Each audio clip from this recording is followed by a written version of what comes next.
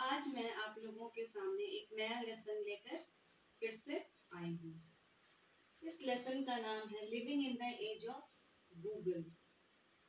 Google जहाँ भी हम ये नाम सुनते हैं, जब भी हम सुनते हैं तो हमें ऐसा फील होता है कि ये एक वर्ड जो है हमारी लाइफ में बहुत ही ज़्यादा इम्पोर्टेंट हो गया है। हमारे डे टू डे लाइफ में ये इस तरीके से घर कर गया है कि इसके बिना हमारा जीवन जो है वो इनकम्प्लीट लगता है।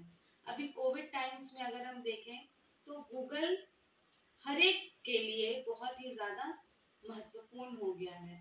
या तो वो बच्चे की पढ़ाई के लिए हो, या फिर ऑफिस वर्क के लिए हो, किसी भी तरह से, या फिर किसी ऑनलाइन शॉपिंग के लिए हो। अगर गूगल ना रहे तो हम कोई काम नहीं कर सकते हैं।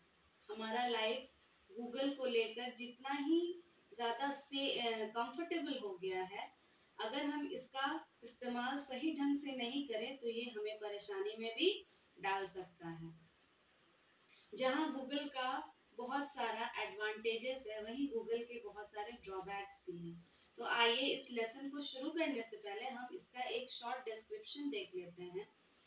Google has made our lifes very easy and comfortable. मैंने आपको पहले ही बताया कि गूगल की वजह से हम अपने लाइफ को बहुत ही ज़्यादा आराम से जी रहे हैं। घर बैठे हमारा सब काम हो रहा है।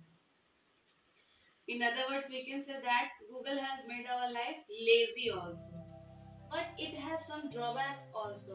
Excess use of Google may disturb the peaceful thread of our lives. इसीलिए मैंने ये भी बताया आपको कि अगर हम इसका इस्तेमाल सही ढंग से नहीं करें तो इसके बहुत सारे ड्रॉबैक्स भी हो सकते हैं। ड्रॉबैक्स में आपको एक दो पॉइंट्स बता सकती हूँ, जैसे कि बच्चे जो हैं आजकल दिन भर मोबाइल में ही व्यस्त रह रहे हैं, जिसकी वजह से उनके हेल्थ पर भी इफेक्ट पड़ता है। और भी ड्रॉबैक्स हैं। जब हम इस लेसन को पढ़ेंगे तो हम उन सब एडवांटेजेस और डिसएडवांटेजेस को भी देखेंगे। तो आइए अब हम लेसन की तरफ बढ़ते हैं और लेसन को समझते हैं। Living in the age of Google. It was the day of examination results. Rupesh's father was eagerly waiting for his son to return back from school. As soon as he heard the doorbell ring, he rushed to the door. He saw Rupesh standing there at the door with his head down. "What happened?" he asked him.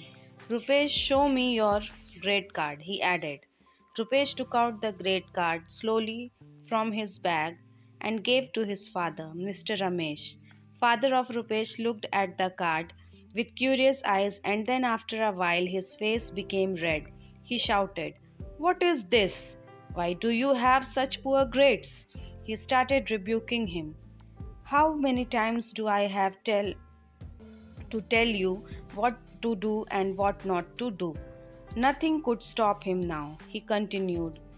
तो examination के result का दिन था और रुपेश के father जो थे वो रुपेश के घर लौटने का बेसब्री से इंतज़ार कर रहे थे। जैसे ही वो डोरबेल की आवाज़ सुनते हैं वो तुरंत जाते हैं, दरवाज़ा खोलते हैं और रुपेश स्कूल से आकर अपना चेहरा नीचे किए हुए खड़ा रहता है। उसके पिताजी पूछते हैं कि क्या हुआ, मुझे अपना रिपोर्ट कार्ड दिखाओ। जैसे ही वो रिपोर्ट कार्ड दिखाता है उसके पिताजी गुस्से से लाल हो जाते हैं और उसे डांटना शुरू कर देते हैं कि इतना ख़राब मार्क्स तुम्हारा कैसे आ गया, और उसे सुनाना शुरू कर देते हैं कि मैंने तुम्हें कितनी बार कहा है और कितनी बार समझाया है कि तुम्हें क्या करना है और क्या नहीं करना है, और वो गुस्से में बोले ही चले जा रहे थे।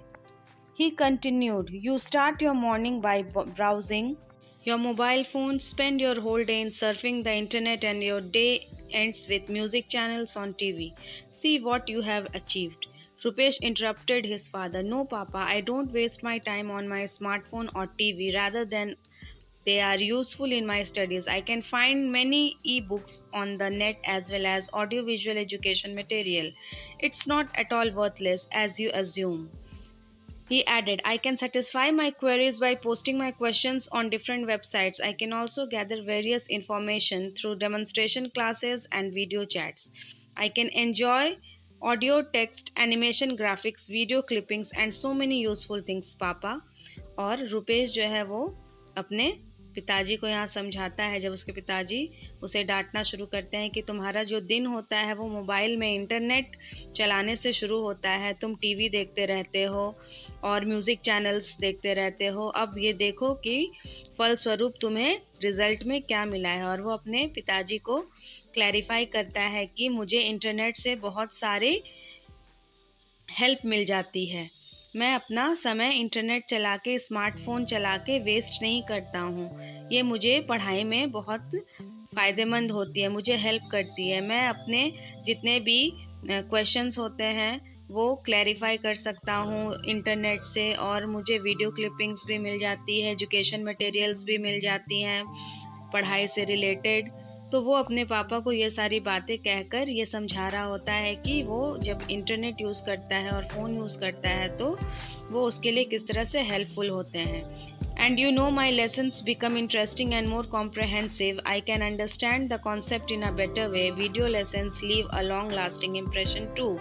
Through internet, I can download and save all what need for my reference and studies. और वो कहता है कि नेट से पढ़ाई करने से, मोबाइल से पढ़ाई करने से, ऑडियो विजुअल वीडियोस देख के पढ़ाई करने से पढ़ाई बहुत ज़्यादा रोचक हो जाती है, इंटरेस्टिंग हो जाती है, और मुझे जो मेरा डाउट्स होता है वो भी क्लियर हो जाता है। और वीडियो लेसन जो होता है वो जब मैं देख कर पढ़ता हूँ तो वो अपना एक छाप छोड़ जाती है, मुझे बहुत दिनों तक वो जो आइडिया रहता है, वो जो लेसन जो भी मैं देखता हूँ वीडियो में वो मुझे याद रहता है, और मैं अपने जो भी मटेरियल्स हैं पढ़ाई की रिलेटेड वो डाउनलोड करके मोबाइल में सेव करके भी रख।